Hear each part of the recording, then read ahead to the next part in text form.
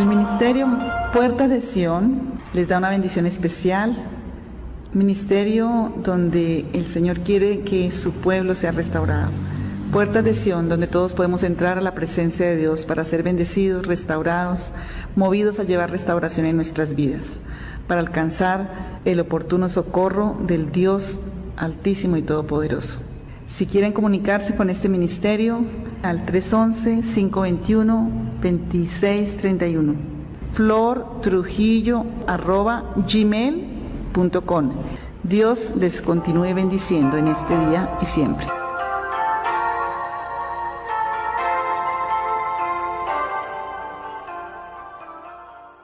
Vamos a entrar a la palabra, disponga su corazón. Hoy invitamos a nuestro misionero en la mesa, don Edwin. A ver, aquí animémoslo, pues, Señor, lo bendecimos hoy. Un aplauso a él, verlo aquí con la palabra del Señor hoy.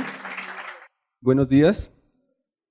Me da mucho gusto estar aquí nuevamente y con este privilegio tan grande de poder compartir la palabra de Dios. Quiero compartir una charla, una palabra que el Señor me ha dado en los últimos días y que he titulado Produciendo buenos y abundantes frutos. Por favor, yo quisiera que inclináramos nuestro rostro, hiciéramos una oración para que el Señor nos hable, para que el Señor nos examine, para que el Señor lleve su palabra a lo más profundo de nuestro ser y produzca frutos dignos de arrepentimiento, frutos buenos para la sanidad de nuestras vidas, para la sanidad de nuestras familias, para la sanidad de nuestra sociedad, para la sanidad de las naciones. Señor, bendigo este día y declaro que los oídos de quienes están aquí hoy son abiertos para atender a tu llamado, para atender a tu palabra, para atender a tu mensaje, Señor. Hoy, Señor, declaro que sus corazones son tocados, son corazones de carne. Esta tierra es buena, es fértil, Señor, y hoy reciben la palabra. Y hoy son sanados por esta palabra, y hoy en ellos se producen frutos de arrepentimiento, hoy en ellos se producen frutos para volverse a ti, para adherirse a ti nuevamente, para injertarse a ti, para depender de ti, para renunciar a todo lo vano, para renunciar a toda vid que no es la vid verdadera, Señor. Señor, hoy te doy gracias, Señor, porque esta palabra me la has dado tú, porque desde años atrás me la enseñaste, Señor, y hoy tengo el privilegio de compartirla. Gracias, Señor, por tu misericordia, por tu amor y por lo que tú harás en esta tierra, Señor. Amén. Bueno, pues tengo algunos materiales didácticos. La verdad es que hoy quiero comentarles, mi profesión es ingeniero agrónomo y ese para mí es un privilegio. Al comienzo no entendía por qué había estudiado esta carrera, porque no me gustaba mucho, pero entendí que tengo una ventaja para comprender algunas cosas en la Biblia, porque entiendo procesos que el común de las personas no comprenden, porque la palabra se escribió en tiempos en los que la agricultura era fundamental en la vida, pues todavía sigue siendo, pero ya no hay tanto conocimiento general de eso. Entonces hoy quiero compartir con ustedes lo que considero el Señor me ha dado en estos últimos días. Más que una predicación, es un testimonio de lo que con el paso de los años he aprendido acerca de alcanzar las promesas de Dios para dar frutos. Disculpen si en algún momento parece un monólogo hablando de mi vida, pero es una larga historia y quiero contar algunos detallitos porque considero que son importantes. Comentar no solo los aciertos, sino también los desaciertos en la ayuda que me está llevando a conocer cada día más el propósito de Dios para mi vida. Para empezar, quiero contarles que yo soy el mayor de 3 hermanos, de 3 hombres. Provengo de una familia de campesinos en una región conocida como la Hoya del río Suárez, es en los límites de los departamentos de Boyacá y Cundinamarca. Mi papá, cuando era joven, se dedicaba a ser arriero. Él arriaba las mulas que llevaban de los cortes de caña la caña para ser procesada en los trapiches. Trabajaba cosechando café, en labores en las fincas. Entonces, como pueden imaginarse, un hombre que desde pequeñito ha trabajado en esto, no le han enseñado de ternura, no le han enseñado de decirle al hijo que lo ama, ¿sí? Los recuerdos que yo tengo de mi papá apenas están a partir de los 9, 10 años, y si hay recuerdos de antes, es enseñándome a trabajar. El primer recuerdo que tengo es cuando me llevó a la finca, en el cafetal que teníamos, a enseñarme cómo deshiervar. Y otros recuerdos que tengo es cuando él estaba trabajando y me llevaba con él para que lo viera trabajar. Entonces, eso marcó mi vida, porque ese hombre trabajónico como que no tenía una relación con él y yo también en algún momento me volví así. Bueno, pero de eso no vamos a hablar hoy. Aproximadamente cuando tenía 7 años, mis papás viajaron a Bogotá, me dejaron con mis abuelos, eso también fue un impacto fuerte para mí. 6 meses después me trajeron para empezar a estudiar. Quizá por lo descrito anteriormente me caractericé durante mi infancia y durante mi adolescencia por ser uno de los seres con niveles de inseguridad y temor más altos que he conocido. Lo digo porque en la medida que he sanado, he escuchado a jóvenes, me han contado sus historias y me doy cuenta que yo siempre estoy ahí en el podio como estaba antes, ¿no? Como que yo siempre era una inseguridad, era un temor, en una cosa difícil de creer, pero gracias a Dios que eso cambió. Bueno, por la cultura que nos rodeaba, nuestra cultura familiar, la posibilidad o la prioridad no era estudiar. Eso no existía en la finca o entre mi familia, porque todos eran campesinos y el que había estudiado más, de pronto, no recuerdo, había hecho la primaria. Estos eran los más estudiados de la familia. Se consideraba que eso era muy caro y estaba fuera de nuestro alcance. Cuando pasé al grado 11, mi papá, cuando iba a empezar 11, me dijo, bueno, mijo, hasta aquí lo pude apoyar. Ya usted verá qué va a hacer después. Y pues para mí no había problema porque yo no tenía sueños, yo no tenía aspiraciones, yo simplemente estudiaba porque todos estudiaban, hacía lo que todo el mundo hacía, esa era mi vida. Entonces no había problema con eso. No tenía tampoco ningún referente a que quisieran imitar un primo, un familiar, no, nada, simplemente no sabía ni qué iba a hacer de mi vida. A mitad del año, a mediados más o menos del 97, yo ya estaba en 11, estaba terminando el colegio y una amiga del colegio, Dios bendiga a esa amiga, Patricia, me dijo un día que si yo me iba a presentar a la Universidad Nacional. Yo ni tenía ni idea que era esa vaina.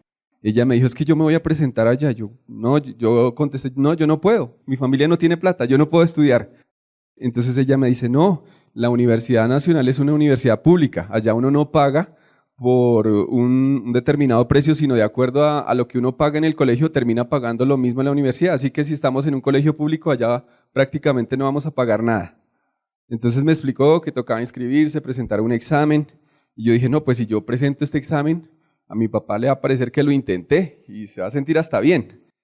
Pero yo no aspiraba a pasar. Yo simplemente dije, vamos a hacerlo ahí como para que piensen que lo intentó. Entonces compré el formulario. Yo no tenía ni idea, pues yo de pequeñito, o siempre me ha gustado escribir y me gustaban las materias con ciencias humanas, entonces quería estudiar comunicación social y periodismo, pero esa carrera no existía allá. Entonces, como tenía la influencia de mis abuelos, de haber pasado las vacaciones allá, me gustaba el campo, dije, no, pues algo con agricultura. Y entre las carreras habían dos, una que se llamaba ingeniería agrícola y otra que se llamaba ingeniería agronómica. Yo no tenía ni idea cuál era la diferencia, pero me pareció que agronómica sonaba mejor. Entonces marqué agronómica, esa es. Entonces listo, pues como yo no iba a pasar, ¿qué problema había? Me había inscrito en la que se escuchaba como interesante. Entonces listo, me presenté al examen. A los 20 días en el colegio comprando el periódico por la mañana bien temprano, mi amiga Patricia revisa y me dice, uy, pasé, ¿ya miraste? Yo, ¿mirar qué? Yo ni me acordaba. ¿Sí pasaste? No, no he mirado, pero ¿para qué? No miremos, deje así. No, miremos cuál es. Yo busqué entre mis cuadernos la guía donde estaba mi código y entonces, uy, pasó. Ay, qué mentiroso, ¿no? No me hagan bromas. Entonces yo busqué, miraba el periódico, leía, uy, sí pasé. Y entonces todos felices, los profesores felicitándome, me llevaron ay, que los que pasaron a la Universidad Nacional. Cuando yo no creía. Yo dije, debe haber un error en el periódico. Eso se equivocaron. Son tantos, eran como 6, 8 números. Entonces yo dije, no, eso hay un error, fijo hay un error. Me fui para la universidad. Llegué a la Universidad Nacional, a Plaza Che, todo perdido ahí buscando, cuando veo un pocotón de listas alrededor con códigos y miro y ahí estaba otra vez. Yo dije, no, eso debe ser un error. Fui y averigüé en secretaría, me dijeron qué papeles tenía que llevar y yo no lo podía creer. Yo pasé, voy a estudiar. Y bueno, cuando ya la gente decía, no, la Universidad Nacional es muy buena a nivel académico, no sé qué, yo no lo procesaba. Entonces inicié mi carrera, pero sin convicción, ¿sí?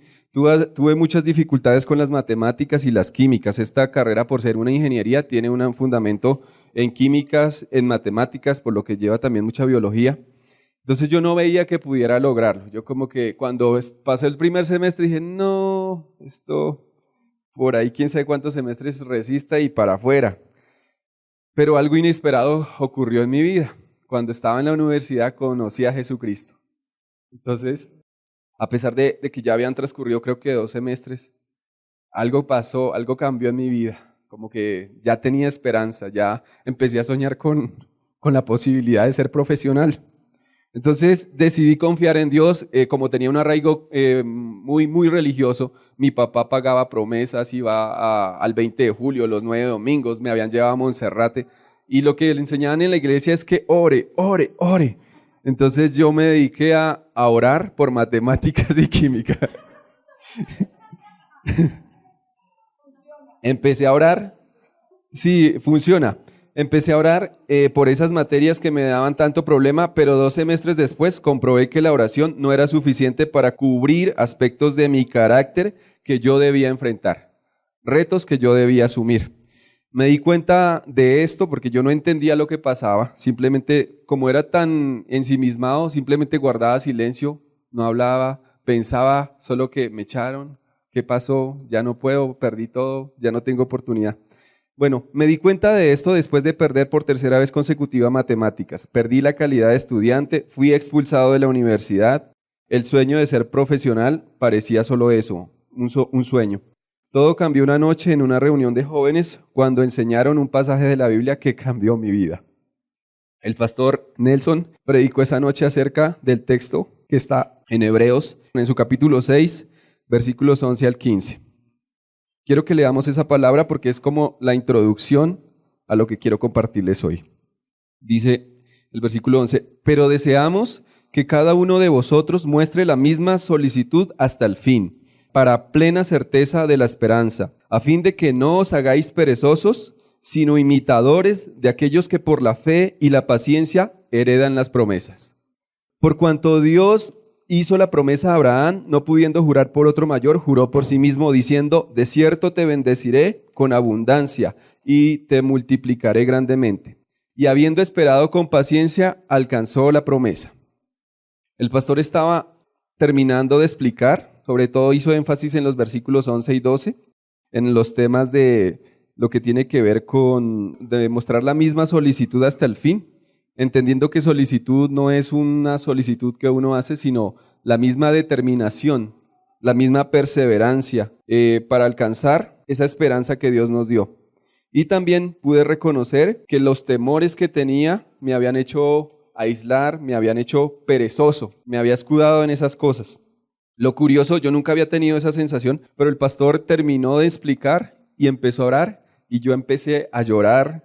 Yo en ese tiempo no quería que nadie me viera. Me daba pena que la gente me notara. Estaba sentado en la silla, me levanté para orar, pero cuando empecé a llorar me senté, quería disimular, quería callarme, no quería que nadie me viera, pero literalmente yo gemía. Esa palabra sacudió mi vida, llegó hasta lo más profundo de mi ser. Él terminó de orar y yo seguía llorando. La gente habló con él, se despidió de él y yo seguía llorando. Él se quedó un ratico ahí y yo seguía llorando. Yo trataba de calmarme, pero no podía. Al final, él se acercó a mí, me dio un abrazo y me dijo, tranquilo, siga llorando, descanse.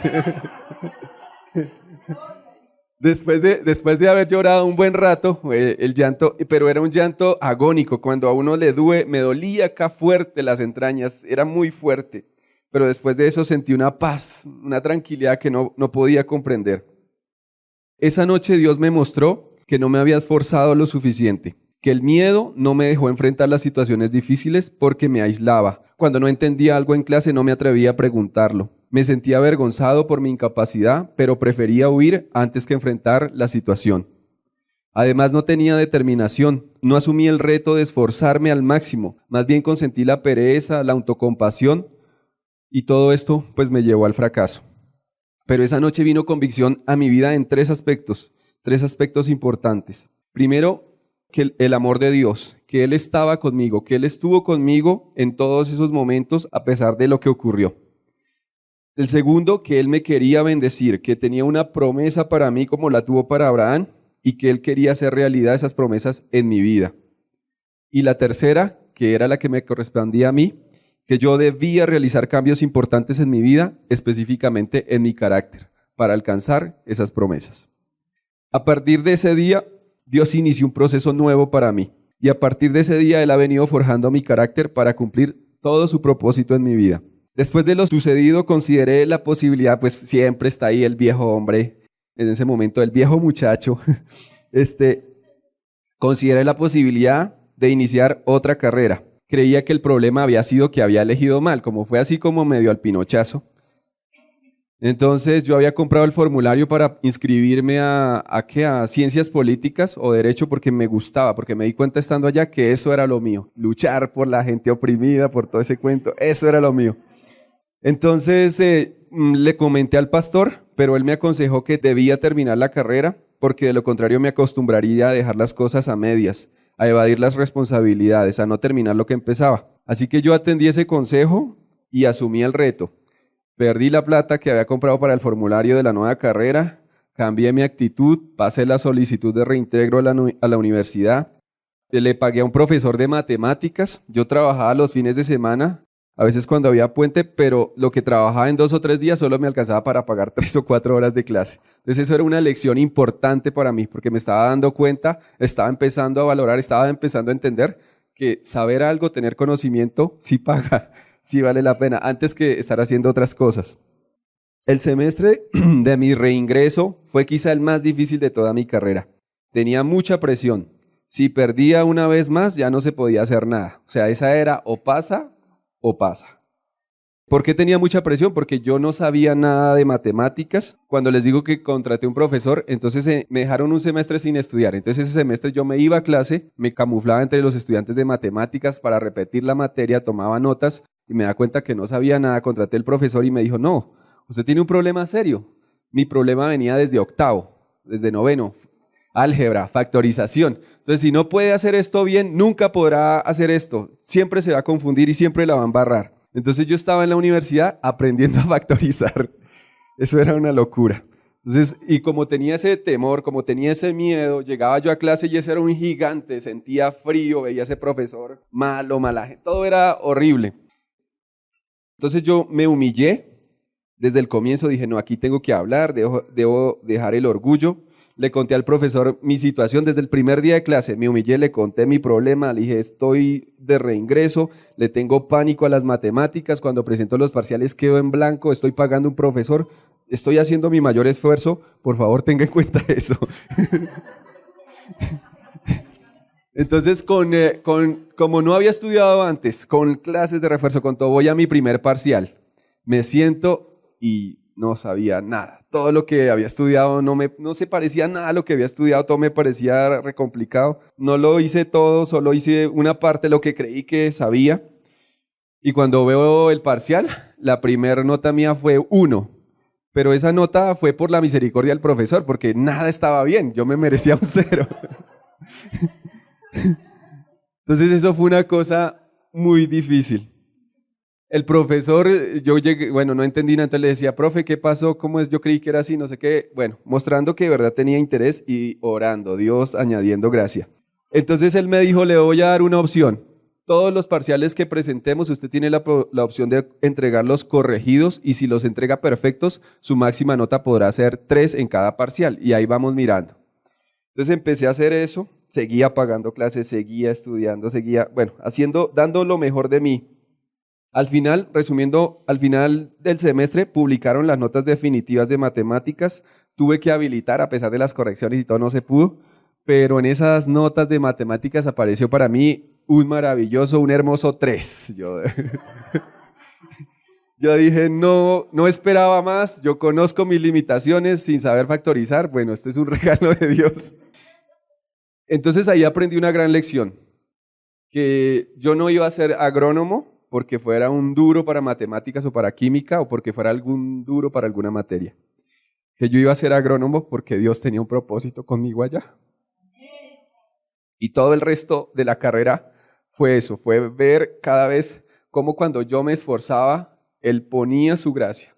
Aunque yo fuera para algunas cosas muy torpe, ponía su gracia. Y de eso es de lo que quiero compartir hoy. Abramos la Biblia en el Evangelio de Juan, en el capítulo 15, versículos 1 al 8. Bueno, antes de leer, quiero contarles que aquí es donde empieza la parte agronómica. Entonces, yo voy a tratar de hablar como muy sencillo, pero si algo no es claro, pues levantan la mano y me preguntan, porque más que la explicación que yo pueda dar de la Biblia, lo más importante es que entendamos la referencia que quiere hacer Jesús cuando habla de la vid, cuando habla de ser injertado, cuando habla de ser podado, cuando habla de ser limpiado. Eso es lo importante, porque si llegamos a comprender eso, tendremos claridad en lo que Dios quiere hacer en nuestras vidas. Entonces, por favor, pregunten. Dice la palabra de Dios: yo soy la vid verdadera y mi Padre es el labrador. Todo pámpano que en mí no lleva fruto, lo quitará. Y todo aquel que lleva fruto, lo limpiará para que lleve más fruto. Ya vosotros estáis limpios por la palabra que os he hablado. Permaneced en mí y yo en vosotros. Como el pámpano no puede llevar fruto por sí mismo si no permanece en la vid, así tampoco vosotros si no permanecéis en mí. Yo soy la vid, vosotros los pámpanos. El que permanece en mí y yo en él, éste lleva mucho fruto, porque separados de mí, nada podéis hacer. El que en mí no permanece será echado fuera como pámpano y se secará. Y lo recogen y lo echan en el fuego y arden. Si permanecéis en mí y mis palabras permanecen en vosotros, pedid todo lo que queréis y os será hecho. En esto es glorificado mi Padre, en que llevéis mucho fruto y seáis así mis discípulos. Amén. Todos ustedes conocen qué es una vid. Tenemos claro que es la planta que produce las uvas. ¿Hay alguien que no haya visto una vid en su vida, en un video o en la realidad? Bueno, parece que algunos no. La vid es un árbol que tiene un aspecto arbustivo, pero tiene un hábito trepador. Puede asimilarse a una enredadera. Eso es importante que lo recordemos. ¿Cómo crece la vid? ¿Cómo se comporta la vid?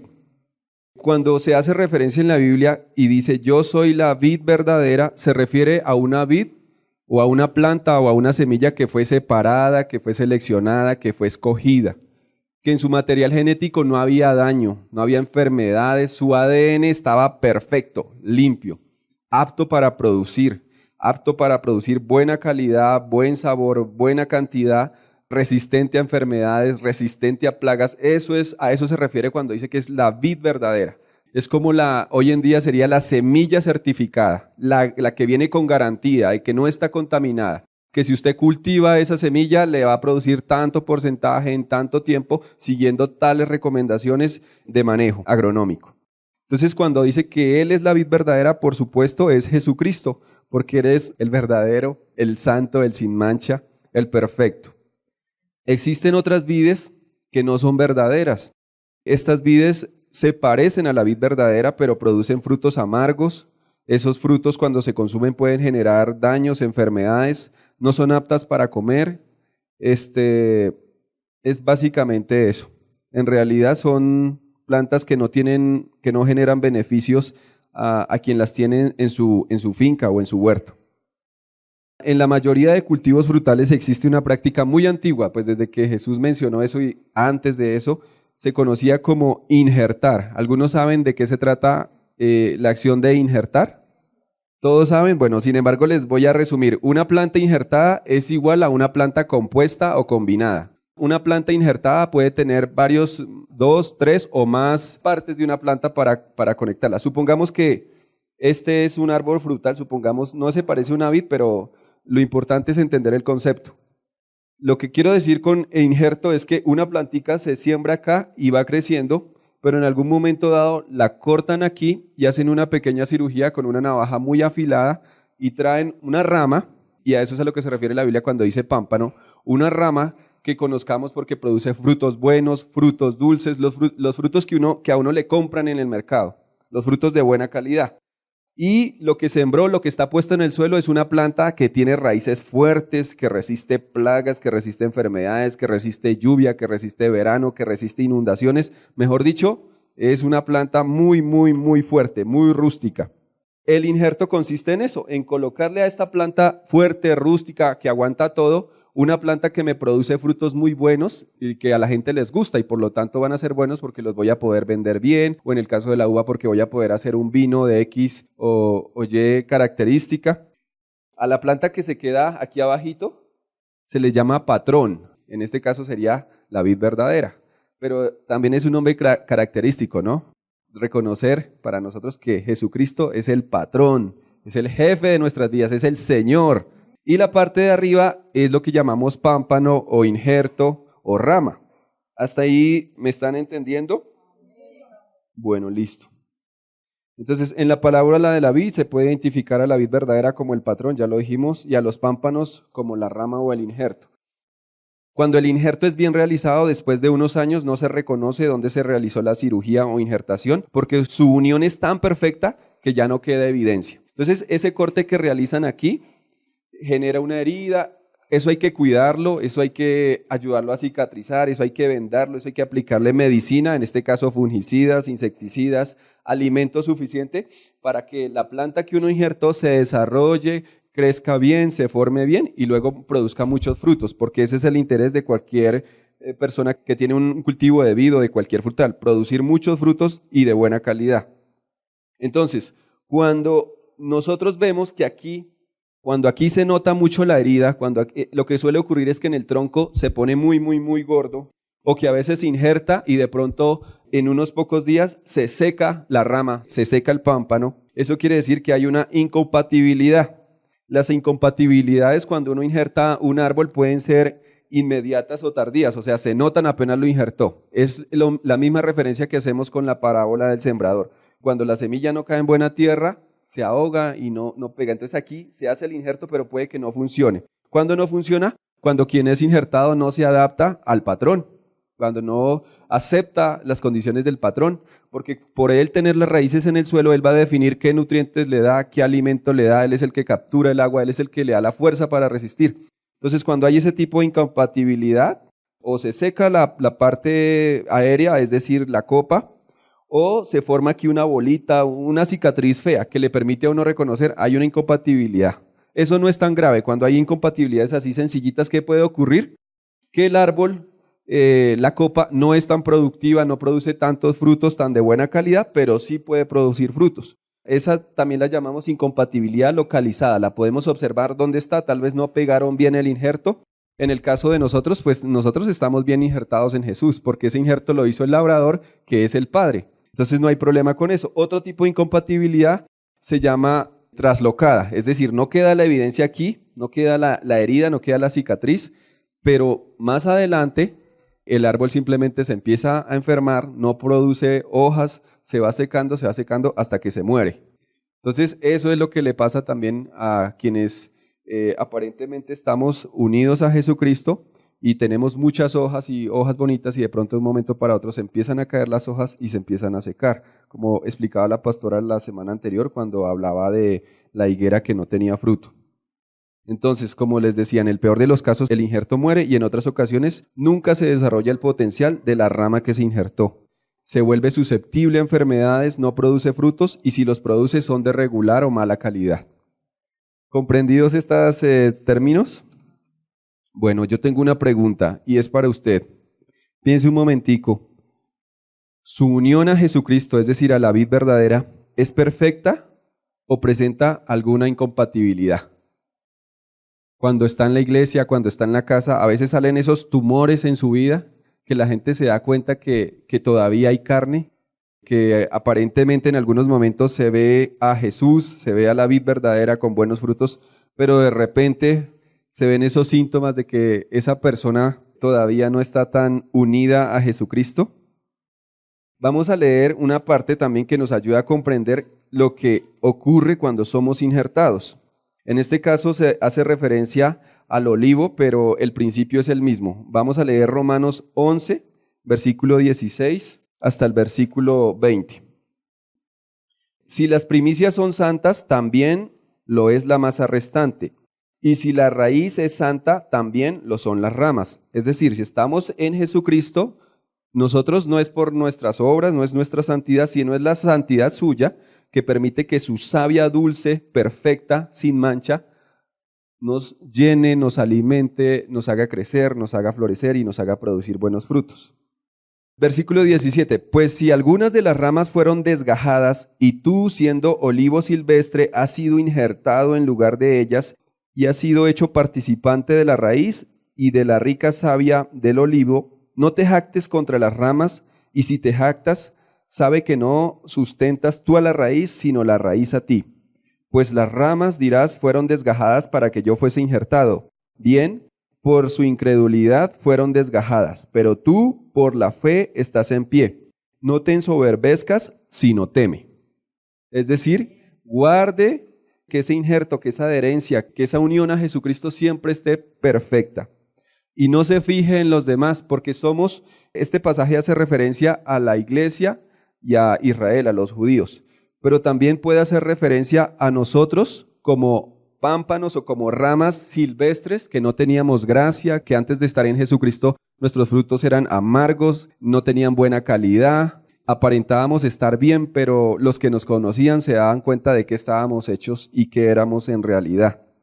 Entonces, aquí nos lleva a entender que no importa los que están alrededor, si están bien, si los ve bonitos, si los desgajaron o no los desgajaron, es decir, si fueron quitados de la vid verdadera o del olivo, sino más bien guarde silencio y tema, porque usted no pertenece, no es original de esa vid o de ese olivo silvestre, pero por la gracia de Jesucristo, por la obra de Él, ha sido injertado. Me parece chévere esto. Cuando fuimos injertados, debemos entender una cosa, no perdemos nuestra identidad, ¿sí? O sea, me refiero a las cualidades con que Dios nos creó. Sí debemos perder esos malos hábitos, lo que de nosotros está enfermo, lo que de nosotros está contaminado. Venimos de un árbol o de una planta que era silvestre, somos ramas injertadas, pero Él acepta que sigamos siendo uvas rojas, que produzcamos uvas rojas, uvas negras, uvas verdes, amarillas, ¿sí? Él lo acepta. No hay problema con eso, ¿sí? Porque cada uva necesita unas características especiales y Él nos acepta y nos injertó tal cual somos en ese lugar. Lo que no acepta es que esa uva vaya contaminada con una enfermedad, con una plaga, que las uvas sigan siendo amargos. Nuestras uvas eran amargas sin importar el color que tenían, pero al ser injertado en Jesús, esas uvas se convierten en uvas dulces. Entonces, cuando llegamos a la casa y tenemos un mal día en el trabajo, entonces ya no llegamos llenos de amargura y descargamos todos los frutos de amargura, sino que a pesar de eso, la savia que corre por nosotros es dulce. Entonces los frutos que damos son dulces, ¿sí? Cuando estoy hablando de que producimos frutos amargos, cuando a ustedes de pronto les pasó, a mí me pasó, que teníamos padres a veces que no eran muy sabios y cuando llegaban bravos nos echaban todo en cara. Que lo que se come, que lo que le doy, que lo que se viste, y nada era bueno. Y expulsaban toda su amargura y nos llenaban a nosotros de eso. En parte por eso yo era así de pequeño, porque me habían llenado de tantas cosas negativas y me habían alimentado con tanta amargura que yo estaba contaminado y eso me hacía daño, eso no permitía que yo creciera. La amargura es un veneno y en las plantas también es un veneno. Entonces, a eso es a lo que me refiero. Yo cuando me hice cristiano, yo era calladito y seriecito y pocas veces recochaba. Y sigo siendo así. Cuando tengo mucha confianza ya molesto y todo el cuento. Pero eso Dios lo permite, eso Dios lo acepta. No es que como ahora estoy en la iglesia y como allá todos hacen chistes, yo debo ser ahora también otro chistoso. O como en esa iglesia son serios, todos somos serios y callados y no sé qué. Dios acepta nuestras cualidades con las que Él nos creó, porque Él dice que en mi embrión vieron tus ojos cuando en lo profundo yo era creado, yo era entretejido. Dios nos dio las cualidades que tenemos, Dios nos dio cada lunar, cada aspecto raro que tenemos, ¿sí? Entonces, eso hace parte del proceso que Dios cumple cuando estamos aferrados a Él. Nos hace entender que nuestras cualidades, las que tenemos y que a veces nos molestan, a mí me molestaban mucho mis lunares. Yo decía, qué hombre tan feo, nadie se va a fijar en usted cuando me veía en el espejo. Pero después entendí que a veces a algunas personas Dios le coloca un pincel pequeñito para que le ponga un lunarcito y se ven hasta bien. Cambio conmigo, cogí una brocha bien, un tallizo así, y cayeron muchísimos. Pero eso me hace diferente, especial, y no pasa nada. Y entiendo que no es por mis lunares o por mi aspecto, que mi nariz, que no sé qué, que Dios me acepta y que me da gracia delante de los hombres, sino que es Él, ¿sí? Antes de que yo conociera a Jesús y cuando estaba en esa lucha, yo pensaba, yo nunca me voy a casar. ¿Cómo? Si es que yo no, ¿de dónde? Pero cuando conocí a Jesús y cuando empecé el proceso ya con Él, pude entender que no era yo el que conseguía esposa, sino que debía humillarme, prepararme y esperar, estar quieto. Y fue de una manera sorprendente como conocí a mi esposa, ¿sí? Yo estuve obsesionado con un pasaje de la Biblia en la manera como Abraham escoge esposa para su hijo. Y yo oraba y le decía a Dios, yo quiero una esposa así, que yo te la pida y tú me la des. Yo no quiero escogerla porque he intentado varias veces y no ha funcionado. Ha sido un fracaso. Y cuando seguí la instrucción, he visto uno de los frutos más bonitos y más grandes en mi vida, que es el haber aceptado que Dios me guiara y que por fe me hubiera casado. Porque no estaba dentro de las cualidades de lo que a mí me parecía atractivo. Pero creí y Dios me bendijo. Nuestro enfoque, como les decía, no debe ser qué tipo de uvas o frutas del huerto, es decir, de la iglesia, a qué frutas, o árboles de la iglesia queremos parecernos, sino siendo auténticos con el matiz, ¿sí? Con la tonalidad que el Señor nos da, que podamos dar frutos que glorifiquen al labrador, es decir, al Padre. Es incorrecto que aquí admiremos a la pastora y queramos ser como ella. Los demás hemos sido llamados a diferentes lugares, a diferentes trasfondos, a diferentes tareas, a diferentes misiones. Y el fruto que a ella se le ha encomendado para que lleve no es el mismo que a mí se me encomendó, porque ella puede estar sembrada en una tierra diferente a la que yo estoy sembrado. Debemos entender que Dios acepta eso y que Dios no nos va a exigir más de lo que podemos dar.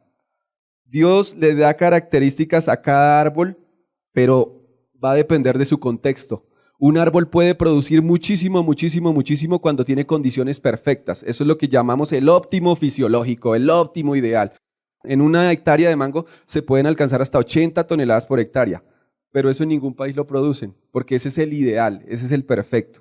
En Colombia apenas producimos 20, cuando nos va bien llegamos a 30, ¿sí? En Ecuador lo mismo, ¿sí? Entonces miren la diferencia, y así pasa con todas las plantas.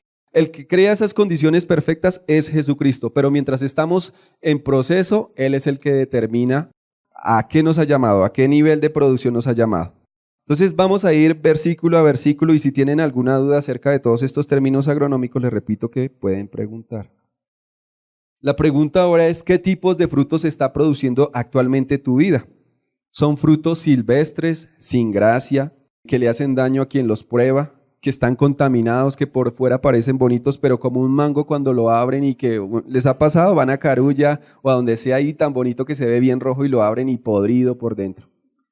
Esos son los frutos vanos, esos son los frutos enfermos, esos son los frutos que produce una persona que no está bien injertada, bien adherida al Padre.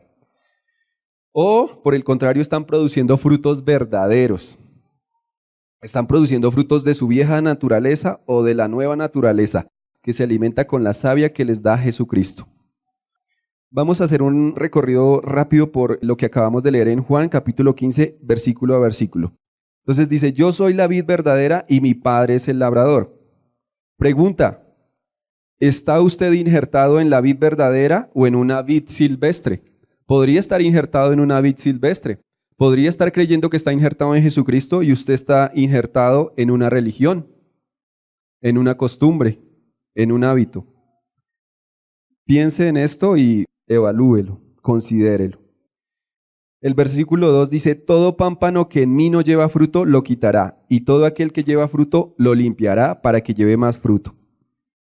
Hace un par de años o antes, cuando yo leía este pasaje, me gustaba mucho, me parecía muy chévere, pero este versículo siempre me parecía tan duro. Yo decía, pero ¿cómo así? Esto me parece muy fuerte, porque dice, todo pámpano o toda rama que en mí no lleva fruto, lo quitará. Y todo aquel que lleva fruto, lo limpiará para que lleve más fruto. Yo decía, pero ¿cómo así? Al que no ha llevado fruto de una vez lo quitan y así nomás. Porque ese no era el Jesucristo que yo conocía. Si a mí me ha dado muchas oportunidades, entonces ¿por qué dice que el que no da fruto lo corta? ¿Qué hace el que sabe hacer podas? Lo digo porque he aprendido a hacer podas en mango. Uno mira el árbol, revisa qué ramas están enfermas, qué ramas son un estorbo, qué ramas se están por el centro y no van a producir frutos buenos. Y ya cuando le pego una miradita, revisa cómo está distribuido el huerto, sabe cuál debe ser su altura máxima, porque hay árboles que crecen y no producen frutos. Y entonces cuando uno le dice, bueno, voy a utilizar el nombre de alguien que es muy difícil para don Valerio. Don Valerio, hay que bajar este árbol a 3 metros de altura. Ese señor casi que le da algo y queda, no, pero ¿cómo así? No sé qué, se asustan. Y a ellos les da dolor, al dueño de los árboles les da dolor porque no saben cuando no conocen para qué sirve la poda. Otra cosa es cuando ya uno les ha enseñado, le ha hecho varias podas y ellos ya aprenden, termina la cosecha y ellos mismos van con su motosierra. Saben que el beneficio de la poda es sanidad, el beneficio de la poda es fructificación, mejor calidad de fruto y mucho más fruto, abundante fruto. Entonces los que ya saben para qué sirve la poda, ya no se asustan, tienen una precaución.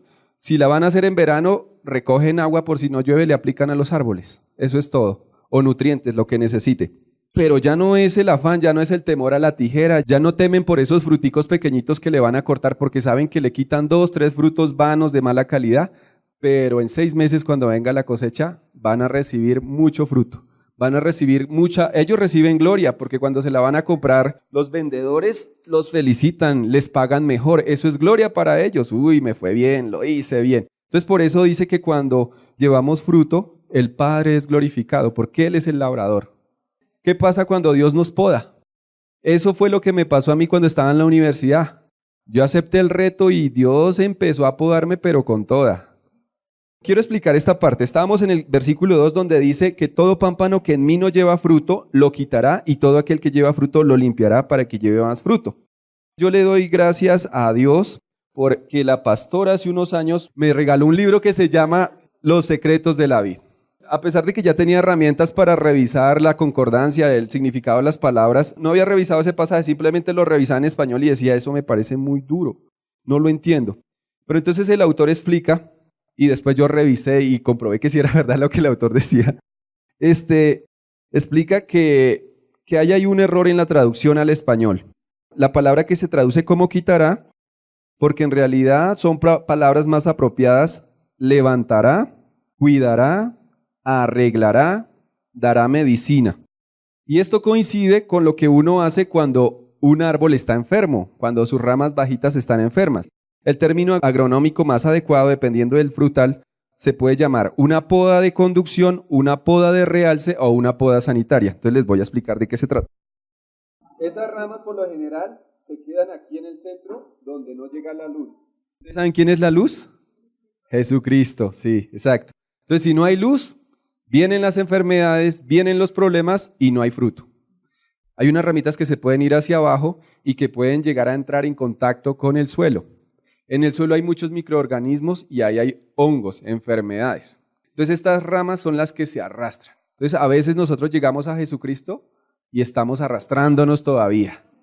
Estamos queriendo a Jesucristo, queremos la luz, pero de vez en cuando aparece la tentación y nos arrastramos un poquito. Y luego creemos que ya nos limpiamos lo suficiente, pero queda la enfermedad.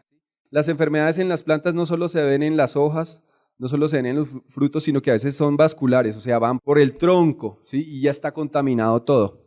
Entonces, lo que dice la palabra es que toda rama que no lleva fruto, Él la sanará, Él la levantará. ¿Por qué dice acá que la palabra más probable para vida es levantará? Porque esas ramas, como tiene un hábito también de enredadera, si no fue bien sujetada, si no fue bien formada, ella tiende a irse al suelo. Entonces tienen que cortarla, lo que está enfermo, de pronto le ponen un tutor, la amarran con un alambre, con algo fuerte, a su espaldera, al tutor que lleva en la parte de arriba, para que se levante, para que llegue a donde está la luz. ¿Para qué? Para que se sane, para que produzca mucho fruto. Entonces cuando yo vi esto, yo casi lloro de la alegría, de la emoción. Dije, es verdad, el Jesús que conocía es verdad. El problema está en la traducción.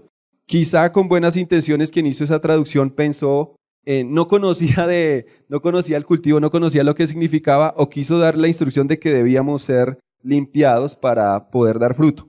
Pero lo importante no es eso, lo importante es que ahora ustedes conocen lo que significa. Que cuando se refiere en esta primera instancia, en este versículo, a lo quitará, en realidad hace referencia a lo levantará, lo limpiará, lo restaurará, lo sanará. El que no lleva fruto, eso es lo que hace el Padre. ¿Listo? Bueno. Y al que lleva fruto, pues como ya habíamos dicho, entonces lo limpiará. Limpiar hace referencia a una poda que se hace siempre después de cada cosecha, que es la poda sanitaria. Le quito los restos de frutos que se quedaron dañados, las flores que se secaron, las ramitas que se están secando. Eso es limpiar, para que el árbol se prepare otra vez para llevar más fruto. Entonces se multiplican las ramas que habían producido, ahora tiene más ramas, más lugares donde generar flores y frutos. Entonces, ¿en qué consiste una poda? Para que entendamos en nuestra vida cuándo Dios nos está podando, para que no nos preocupemos por lo que está pasando, si es el diablo, si es el no sé qué, sino entender que a veces es el Padre que nos está podando. La poda consiste en retirar estructuras de la planta con un objetivo determinado. Puede ser para sanidad del árbol, puede ser para formar mejor el árbol, darle estructura para que crezca y también para producir mejores frutos. Estas estructuras que se le quitan al árbol pueden ser hojas, pueden ser ramas o pámpanos, pueden ser flores, pueden ser frutos o incluso raíces. Pues cuando aquí no aplica porque no necesitamos podarle nada a Jesucristo, a nuestra vid verdadera. Entonces a veces Dios nos quita cosas. A veces Dios nos quita cosas y eso nos duele, ¿cierto? La poda es una labor que genera estrés a los frutales, pero son necesarias para su formación, conducción, sanidad y productividad. ¿Saben qué es lo que hace florecer un árbol más y más y más y más? Que lo lleven al extremo, que lo estresen al máximo. Cuando un árbol tiene las condiciones agua, clima suave, entonces el árbol se relaja y le pasa lo que a la higuera es estéril. Está relajado, entonces se cubre con hojas y todo el mundo ve sus hermosas hojas. Y, ¡ay, qué chévere las hojas! Pero las hojas no nos sirven para nada, ¿sí? Necesitamos los frutos. Entonces eso es lo que ocurre. Cuando no tenemos buenos climas, las plantas no florecen. Por eso en agronomía lo que uno hace es sustituir lo que el clima haría naturalmente para generarle las condiciones a la planta. Entonces estresamos la planta, le hacemos podas, le quitamos el agua, lo descubrimos bien, cuando hacemos una poda de producción, le quitamos todas las ramas a este árbol, todas las hojitas y apenas queda el esqueleto. Cuando estamos en presentaciones y explicando podas, los campesinos apenas ven eso, hacen ¡ah! Y no se seca y no se muere. No, lo que pasa es que produce más fruto. Entonces eso es lo que ocurre. Una planta cuando es sometida a estrés, altas temperaturas en el día, bajas temperaturas en la noche, ¿sabe qué es lo que pasa? Sus frutos son más dulces. Eso es lo que le enseñamos y eso es lo que pasa con el mango y con todas las frutas. Siempre esas diferencias de temperatura hacen que el árbol acumule más azúcares y los lleve a los frutos. Eso es lo que hace. Entonces por eso a veces Jesús nos pone, cuando nos quiere llevar a un nuevo nivel, nos pone en unas cosas extremas. Nos pone, pero uno dice, yo no puedo con esto, yo no puedo soportar esa temperatura tan alta, yo no puedo soportar esa poda tan fuerte, yo no puedo soportar esa temperatura tan baja. Uy, tengo mucha sed, denme en agua, necesito algo. Y cuando ya uno cree que ya se muere, porque eso es lo que le pasa a la planta. ¿Por qué florece la planta? Porque cuando ella siente las hormonas que se mueven en ella, las que van de las raíces hacia las ramas, cuando las hormonas le indican, está a punto de perecer, está a punto de morir. Entonces ella sabe qué hace, lo poquito que le queda, lo convierte en elementos para producir flores porque ella quiere perpetuar su especie, porque no quiere que se acabe esa especie. Esa es la reacción de la planta. ¿Qué es lo que le pasa a la iglesia? Cuando es más asediada, cuando es más atacada, ahí sí se mueve, ahí sí se predica, ahí sí se multiplica, porque está sometida al estrés y entonces uno no quiere que el evangelio se muera, no quiere que la palabra se detenga. Eso es lo que ocurre y eso es lo que pasa en las plantas. Entonces cuando yo veía esto, yo, wow, entonces ya no me pongo a llorar o a quejarme cuando tengo dificultades, sino entiendo que Dios me está podando. Entonces digo, aquí estoy. Me va a doler, pero rápido, pódeme rápido. Entonces la poda cambia el comportamiento de la planta, la obliga a dejar de pensar en su bienestar y la lleva a tomar la decisión de producir frutos, es decir, de generar semillas para perpetuar su especie. Esos son los frutos. Cuando hablo de semillas, todo fruto lleva la semilla, lleva una semilla dentro. Hasta aquí, en esta parábola se describen 3 niveles de rendimiento en sus hijos o en sus ramas. Una rama que no lleva fruto. Otra rama que lleva fruto y se da podada para que lleve más fruto. Entonces hasta aquí vemos que la Biblia nos enseña que siendo hijos de Dios podemos estar en alguno de estos niveles. No llevando fruto, llevando un poquito de fruto o llevando más fruto. La solución en los 3 casos es el tipo de poda. En el primer caso es la poda más dolorosa, la de conducción, la de formación, cuando uno se está arrastrando en el pecado, en la iniquidad, en la maldad, cuando está luchando con adherirse bien a Dios, entonces esa poda es la que duele más, porque cada vez nos tienen que hacer cirugía, nos cortan, nos limpian las heridas y ese tratamiento es fuerte, nos aplican fungicidas, bueno, a nosotros no. Exacto, exactamente es eso, es disciplina, porque como es conducción es enderezar, que vaya a buscar la luz, que no se siga arrastrando. Y esa es la que más duele. En la medida que vamos avanzando, seguimos recibiendo podas y pues vamos aumentando nuestra producción. Miren lo que les dice, ahora vamos a saber cómo más nos poda el Señor. Dice el versículo 3, ya vosotros estáis limpios por la palabra que os he hablado. Él le está hablando a sus apóstoles, a sus discípulos. Entonces podemos entender que la palabra de Dios es una herramienta que nos poda, que nos limpia, que nos ayuda a llevar fruto. ¿Por qué? Porque la palabra de Dios es viva y eficaz y más cortante que espada de dos filos. Es más cortante que este serrucho o que estas tijeras. Y penetra hasta partir el alma y el espíritu, las coyunturas y los tuétanos, y discierne los pensamientos y las intenciones del corazón. Pero también entendemos que la palabra de Dios es medicina, es decir, así como en una planta se necesita un fungicida, un bactericida, un insecticida, esa palabra de Dios es medicina. Es medicina que corrige mis incompatibilidades, mis enfermedades, lo que afecta mi relación con Dios, lo que no me permite dar fruto o abundante fruto. El versículo 4 dice, permaneced en mí y yo en vosotros. Como el pámpano no puede llevar fruto por sí mismo si no permanece en la vid, así tampoco vosotros si no permanecéis en mí. ¿Qué pasa cuando uno quiere hacer las cosas a su manera? Resulta que como Dios me había hablado, les conté y pasé matemáticas, entonces yo sabía ahora que tenía que esforzarme, que meterle ánimo a la cosa, disciplina. Pero cuando uno se enfoca solo en ese aspecto, puede correr un riesgo que es desprenderse de la vid verdadera. Eso es lo que pasa cuando queremos alcanzar los frutos o queremos hacer las cosas, pero a nuestra manera, apartándonos de la vid verdadera. El versículo 5 dice, yo soy la vid, vosotros los pámpanos, el que permanece en mí y yo en él, este lleva mucho fruto, porque separados de mí nada podéis hacer. Lo vimos ahorita que cuando nos separamos de él, nuestras mejores aspiraciones no dan fruto o nuestros frutos son vanos. Entonces ya tenemos 4 niveles. El que no lleva fruto, el que lleva fruto, el que lleva más fruto y el que lleva mucho fruto. Nótese que es diferente, no es lo mismo no producir frutos a producir uno o a producir muchos. La diferencia, y lo volvemos a ver, que los versículos hablan de producir más fruto y producir mucho fruto, ya no nos habla de podar, nos dice es que el riesgo es apartarnos de la vid. Porque ya vamos caminando tan alto, ya vamos tan bien, ya no producimos 1 ni 2, sino muchos frutos. El riesgo es que nos creamos el cuento y que podamos seguir solos. Dice el versículo 6, el que en mí no permanece será echado fuera como pámpano y se secará y los recogen y los echan al fuego y arden. Esto es lo que pasa cuando una persona definitivamente se separa de Jesucristo, se aparta de él. Son los que producen uvas silvestres, estaban produciendo uvas buenas, pero de pronto se apartan del Señor y empiezan a producir uvas silvestres. Los que se desprendieron de Jesús para producir frutos vanos, su vanidad los lleva a apartarse de Dios y como toda rama que se separa de un árbol, se seca. Es decir, ahí dice que se secará, claro, una rama que se quita de acá, pues se seca, ya no hay opción, se seca. Y toda rama, cuando un árbol de estos se desgaja, se cae al suelo y como se está secando, entonces la sacan del huerto. ¿Por qué? Porque si se deja ahí, genera enfermedades a las demás. Aquí se describe 2 muertes. Primero dice que se va a secar, ¿sí? si se desgaja del árbol.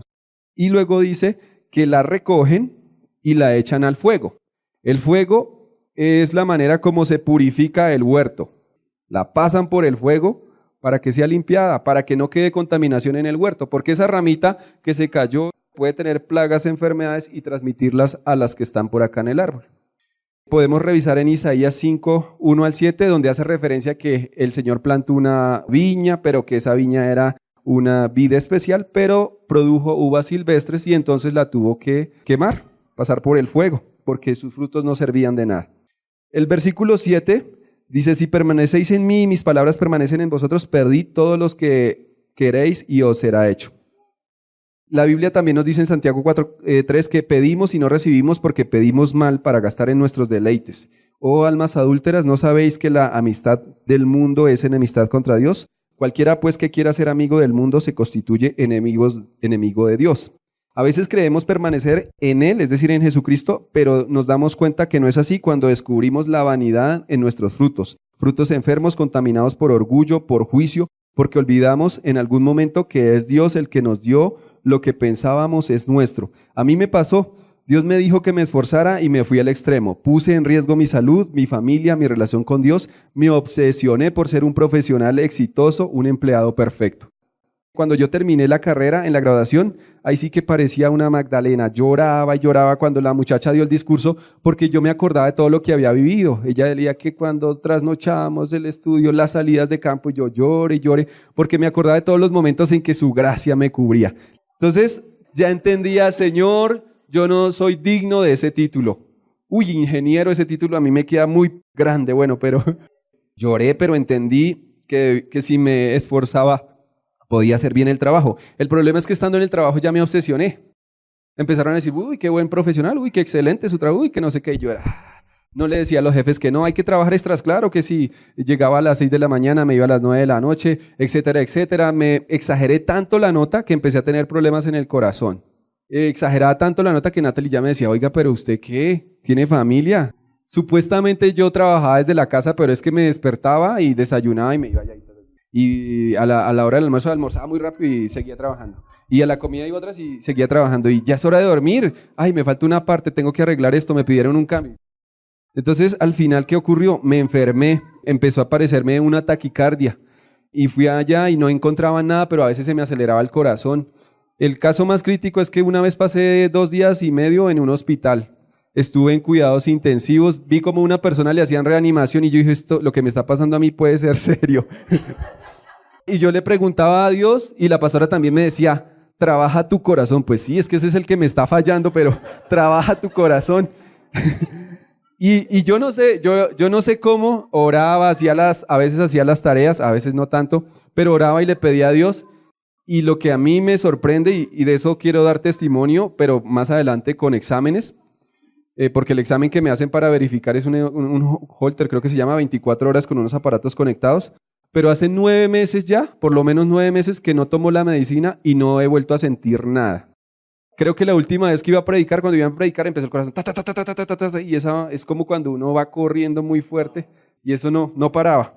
Pero yo creo que el Señor, porque ha trabajado mi corazón espiritual, entonces mi corazón físico da respuesta y empieza a sanar.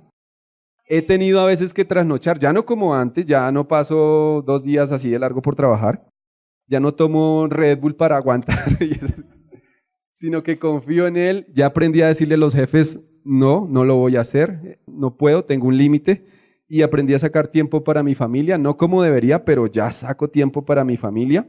Ese es un fruto bueno, aunque no sea grande, aunque la gente no lo aplauda, eso es un fruto para mi familia, para mis generaciones. Mis hijas van a recordar a un papá desde los 2, 3, 4, bueno, desde que tengan memoria lo van a recordar.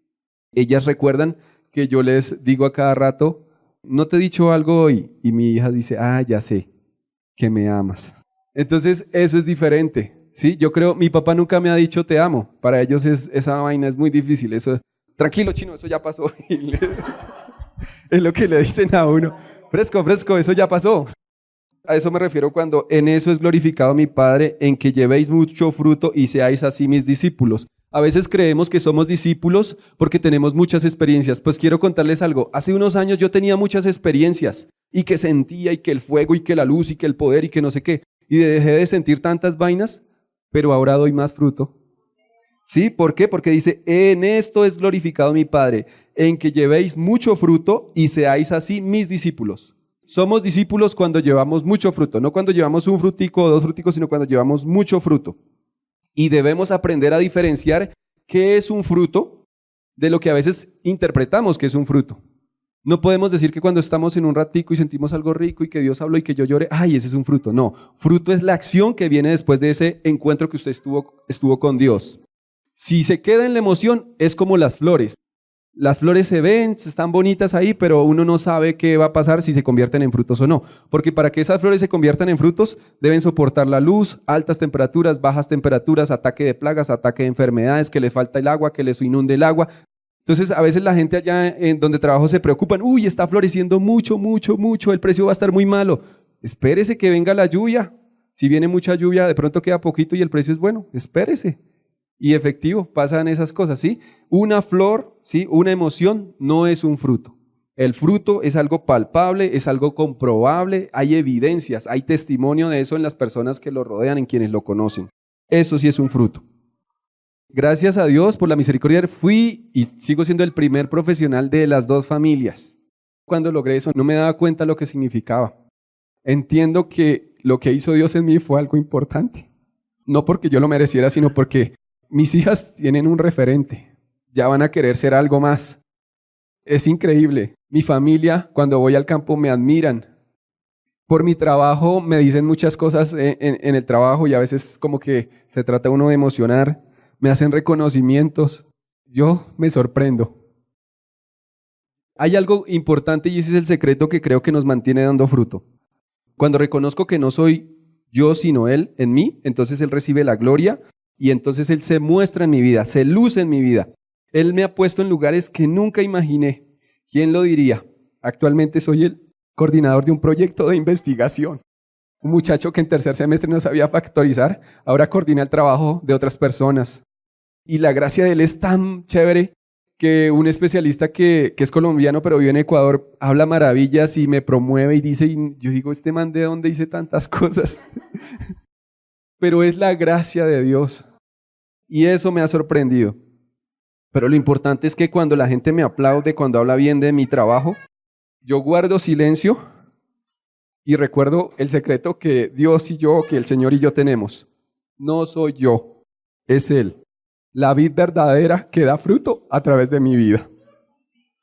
El versículo 16 dice, no me elegisteis vosotros a mí, sino que yo os elegí a vosotros y los he puesto para que vayan y lleven fruto, y vuestro fruto permanezca, para que todo lo que pidan al Padre en mi nombre, Él os lo dé. Entonces lo que yo hice cuando, atendiendo el consejo de la pastora, cuando llegamos allá, lo que empezamos fue a bendecir la tierra. Le dimos orden de bendecirnos. Nosotros llegamos allá hace 2 años y llegamos pensando que, o a mí eso me tomó por sorpresa. Primero porque cuando estaba acá y estaban en una reunión de celebrando las cosas y entregando, diciendo, como asignando los ministerios. Entonces, como nosotros siempre habíamos trabajado con jóvenes, con mi esposa esperábamos, y como estábamos viviendo otra vez en Bogotá, nos van a encargar de los jóvenes. Cuando la pastora dice, y los encargados de jóvenes, Diego y Marcela, nos miramos con mi esposa y dijimos, uy, ¿será que estamos mal? ¿Será que ya no vamos a servir? Y yo tenía un sueño, pero yo creía que eso era para cuando fuera muy grande espiritualmente, porque ese me parece que es el ministerio más complejo desde mi punto de vista. Y entonces iba terminando ya la reunión dice la pastora, y por dirección de Dios, los encargados de las misiones en la iglesia. Y dice nuestro nombre. Yo, uy, Dios mío, ¿será que eso sí viene de Dios? ¿Será que sí ya estamos listos? Bueno, empezamos a orar, le preguntamos a Dios, ¿eres tú? ¿Qué pasa? Y empezó a aparejar todo. De un momento para otro me aparecieron 2 trabajos en la mesa. Entonces ya era la confirmación, se abrieron las oportunidades, contactamos iglesias, contactamos personas, empezó el trabajo y empezamos también a bendecir la tierra. Porque antes de allá nos habíamos venido como derrotados. Yo me tuve que venir de allá porque duré casi 2 años sin empleo y ya no aguantaba más, tuve que venirme para Bogotá a trabajar en el ICA.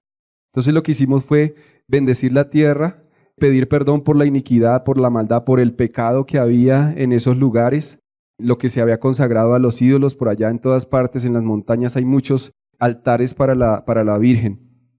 Y al pedir perdón y al bendecir la tierra, empezó la tierra a bendecirnos, empezó la tierra a mostrarnos su bendición.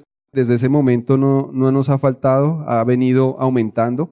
Cuando en mi carne, en mi orgullo, yo pensaba que estaba ganando muy poquito y que no era justo y me quejaba, pues de pronto con mi esposa y me encontré con un amigo en Tocaima, de los que habían sido más juiciosos que yo, y otro muchacho que era de los mejores en la universidad, que él sí había salido en los 5 años, me llamaban para decirle que si les podía recomendar para un trabajo, que porque yo sí tenía trabajo y sabían que yo estaba trabajando y que había trabajado allí y allá y que no sé qué. Eso era la gracia de Dios y yo empecé a agradecer porque yo estaba renegando que yo, con todas mis deficiencias en ese aspecto, tenía trabajo. Seguía renegando por el pago. Entonces un día me encontré en Tocaima con un amigo y un muchacho todo contento, que porque los primeros años que había trabajado le pagaban un mínimo y a veces no le pagaban. Y hacía como 6 meses le estaban pagando 1.200.000. Y él todo feliz. Y yo decía, uy. Y yo renegando y me ganó más del doble de este man. Entonces empecé a bendecir también a la entidad para que estaba trabajando, porque las cosas se estaban tensionando, empecé a bendecir la entidad. Hasta hablé con mi jefe y le digo, gracias por el trabajo, esta entidad es buena, estamos haciendo un buen trabajo en la zona. Y fue increíble, se facilitaron las cosas y desde ese momento que he conectado como con esa entidad y llevamos ya 6 años trabajando en proyectos y siempre en cosas interesantes, buenas, y la tierra no nos ha negado su bendición. Y la gracia del Señor está porque tenemos como ese favor de las personas y tenemos las puertas abiertas para predicar el Evangelio. Para terminar ya, en Lucas 8:15, Jesús estaba explicando la parábola del sembrador. Y el último versículo dice, más, hablando de la semilla, más la que cayó en buena tierra, estos son los que corazón bueno y recto retienen la palabra de vida y dan fruto. Y esto fue muy chévere para mí porque confirma lo que hemos hablado hoy, con perseverancia. Para que haya fruto debe haber perseverancia. Debe uno perseverar cuando la poda le duele mucho y someterse a una nueva poda. Debe perseverar para que esas flores que están apareciendo, esas experiencias, esas promesas de Dios que me hacen imaginar lo que Dios va a hacer, se conviertan en frutos y no se queden solo en sueños. Entonces debo perseverar. Perseverar en la oración, perseverar en la búsqueda de Dios, perseverar cuando repetimos un pecado y el acusador nos dice, no, usted no se va a levantar, usted está perdido. Cuando nos quieren engañar y nos dice que nos van a echar al fuego y que ya no tenemos oportunidad, pues recuerden que dice que el que no lleva fruto será levantado, será expuesto a la luz de Jesús para que lleve mucho fruto, para que se sane y pueda producir fruto. Entonces debemos perseverar cuando el camino se pone más difícil, cuando Él nos poda, cuando Él nos somete a las altas temperaturas en las diferentes esferas de la vida o a las bajas temperaturas, cuando nos somete a sequías, cuando parece que no escucháramos su voz, debemos perseverar porque la palabra es viva y eficaz y la que hemos atesorado en nuestro corazón es la que va a dar fruto. Cuando no queremos orar, debemos perseverar. Aunque yo sienta que las palabras no salen de mi habitación, yo clamo a Dios porque sé que Él está presente ahí. Cuando nuestra relación se ha convertido en rutina, aunque el diablo nos diga, es una rutina, no hay fuego, ya no siente fuego, ya no siente nada, pues aunque no siento nada, persevero, porque Él es real. Debemos entender también que Él nos limpia y es un proceso. Si yo no estaba dando fruto, no pretenda que mañana esté dando frutos al 100%. También la parábola lo explica. Primero pasamos a llevar fruto al 30, luego pasamos a llevar más fruto al 60 y luego llevamos mucho fruto al 100%.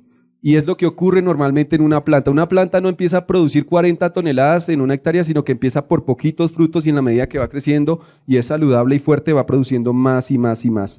Nunca es tarde para empezar a dar fruto. Hace unos meses escuché esto y de vez en cuando escucho a esta señora y ella le dio, creo que un libro de ella me parece muy interesante, Joyce Meyer. A mí me sorprendió porque ve uno el ministerio tan grande de ella y ella contaba en una charla que inició su ministerio a los 42 años.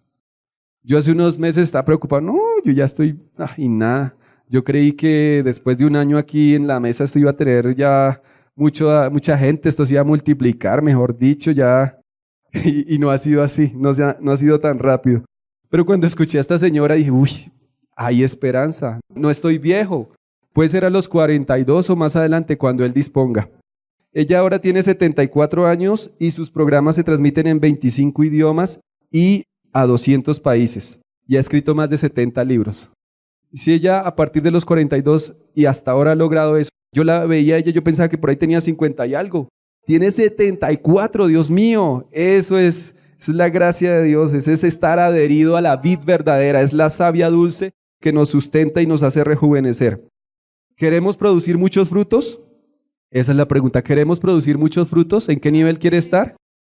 Pues ya saben lo que debemos hacer, ¿verdad? Debemos dejar que el labrador haga su trabajo. Recuerden el pasaje con el que iniciamos. Estoy seguro es el deseo del Señor para nuestras vidas.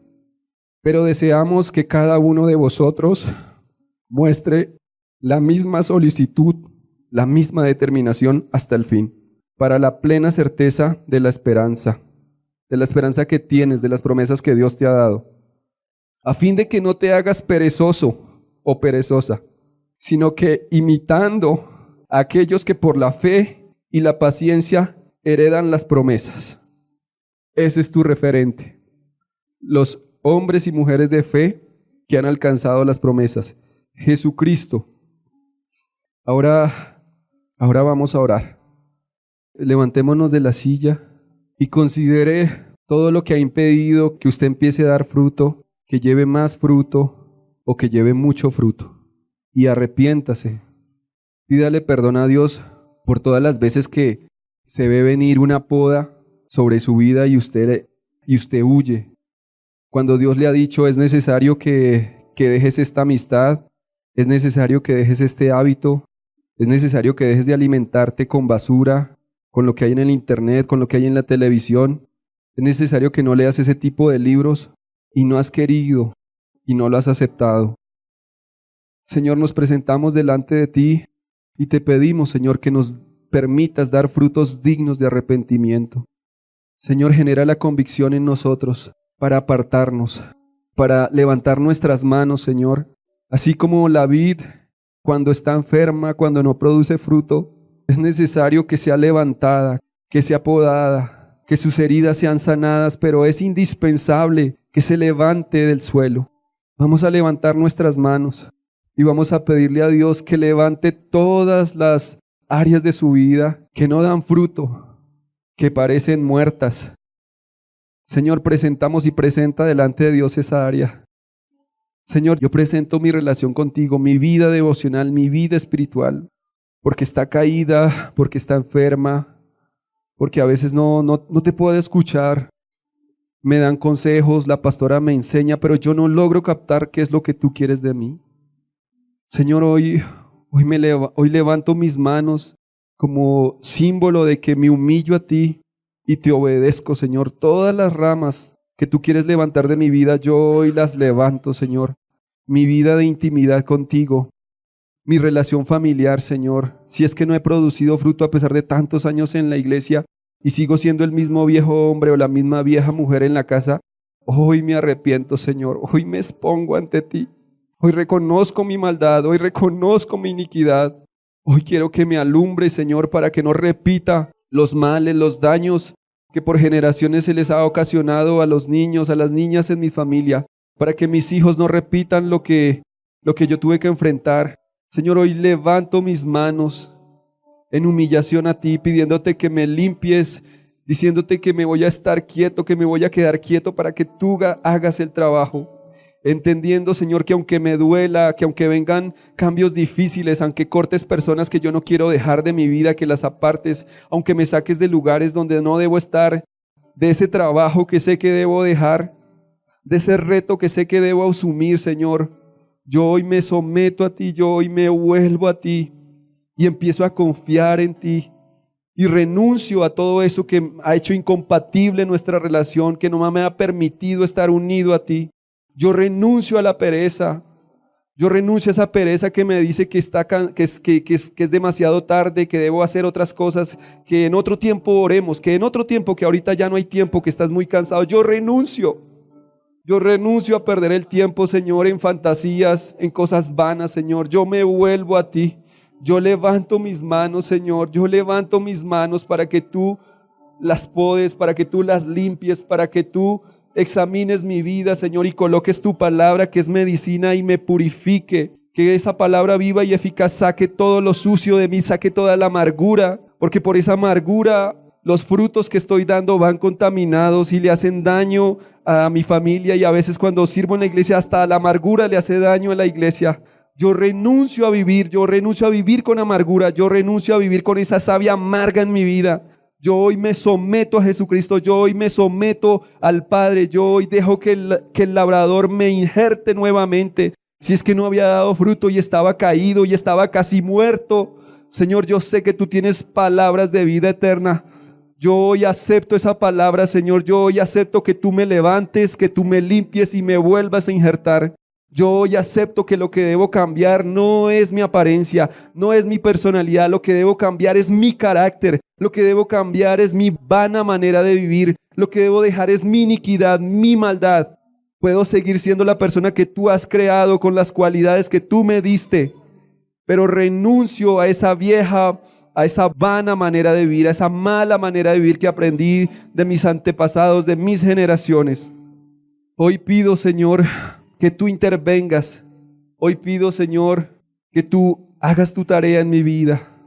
Hoy pido, Señor, que me des la paz, que me des la seguridad para soportar, para esperar, que me des la tranquilidad para confiar en ti, Señor. Obra en mi vida por tu palabra, Señor. La Biblia dice que nosotros estaremos limpios por tu palabra. Yo pido que tu palabra me limpie, que tu palabra me purifique, que tu palabra me santifique y que por tu palabra yo reciba la paz para aceptar el trato tuyo. Que por tu palabra yo pueda decir amén cuando tú quites algo, cuando tú me lleves a otro lugar. Que por tu palabra yo pueda aceptar la intervención del Padre, que no vaya en contravía de lo que Él quiere hacer. Yo hoy decido aceptar tu trato. Yo hoy decido aceptar tu disciplina. Yo hoy decido aceptar tu poda. Yo hoy me vuelvo a ti, Señor. Más de ti, menos de mí, Señor. Que sea tu vida verdadera en mí, Señor. Amén.